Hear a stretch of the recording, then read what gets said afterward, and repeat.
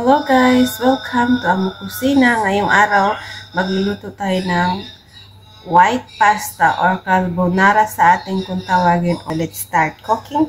Ilalagay na natin yung ating manok. Ang ating ginamit dito na manok ay chicken breasts. 4 na pirasong chicken breasts. Bismillah. Lutuin natin yung ating manok hanggang sa lumabas yung kanyang katas o kanyang tubig bago natin siya lalagyan ng pangpalasa. Antayin natin muna lahat mag-iba yung kulay ng ating manok. Tsaka natin siya paliitin ang apoy. Nakita niyo yan guys.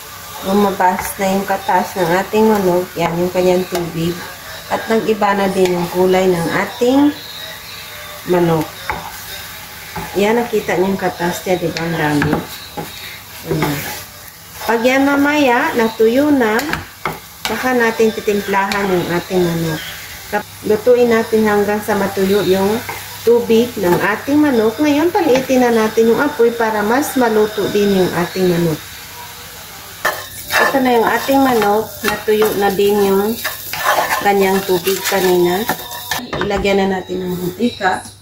Bismillah.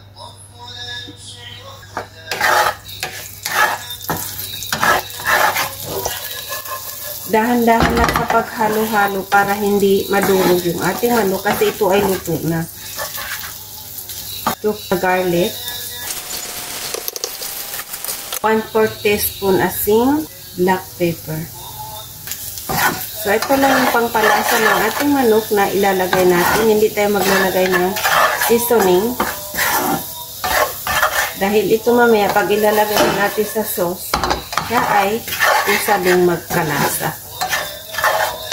Takpan natin para mas maluto natin. Lagyan natin ng konting tubig.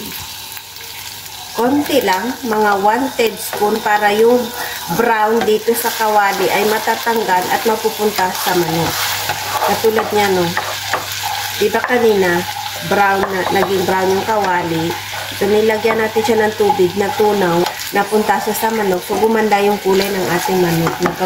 Naging golden brown. Naging golden brown lahat. Diba?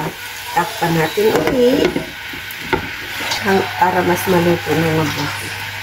Lulutuin lang natin siya ng 5 minutes, then kukunin na natin. Ngayon, tingnan natin yung ating manok. Mashallah, luto na yung ating manok.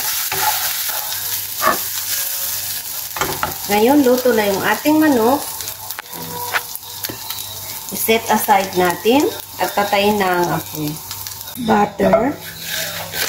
3 cloves garlic. Ayaw kasi ng alaga ko ng maraming garlic pag gumagawa ko ng white pasta.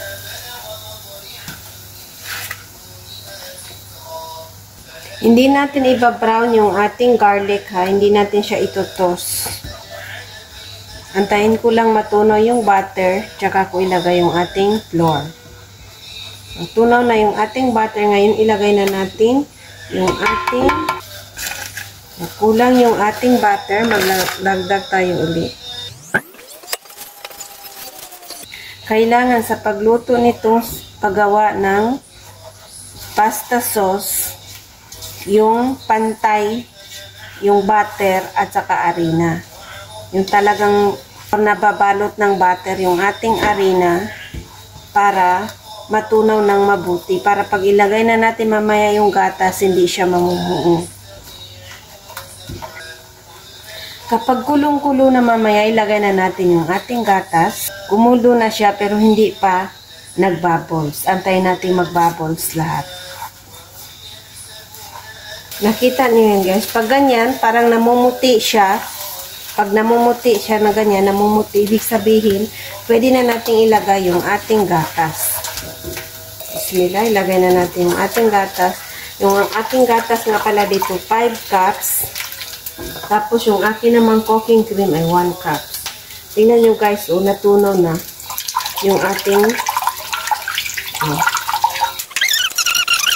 bago natin ilagay yung ibang gatas, haluin natin muna para hindi tayo mahirapan mamaya maghalo. Ngayon, ilagay na natin lahat yung ating gatas. Yan, haluin natin uli.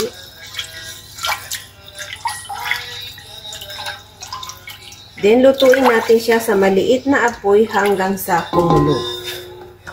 Yan ang half teaspoon asin, half teaspoon black pepper. Ito yung ating pangpalasa, ang ating black pepper.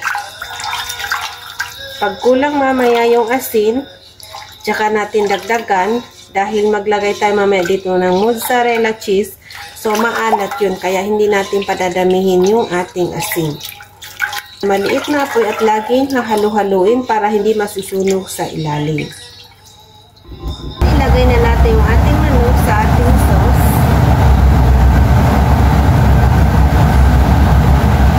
At haluin natin. Lutuin pa natin ng mga 10 minuto. Ilagay na natin yung ating mozzarella cheese. Isang pack yung aking inilagay. Para sa ating pasta, lagyan natin ng mantika. Bismillah. Lagyan din natin ng asin. 2 tablespoons or 4.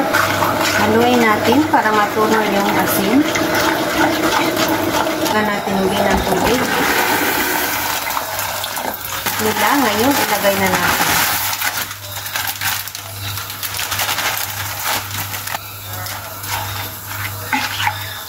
Lutuin natin ngayon yung ating pasta hanggang sa maliit. Ilagay na natin yung ating pasta. Bismillah. Ito na guys, yung ating pasta luto na. Mashallah. Ang sarap talaga guys.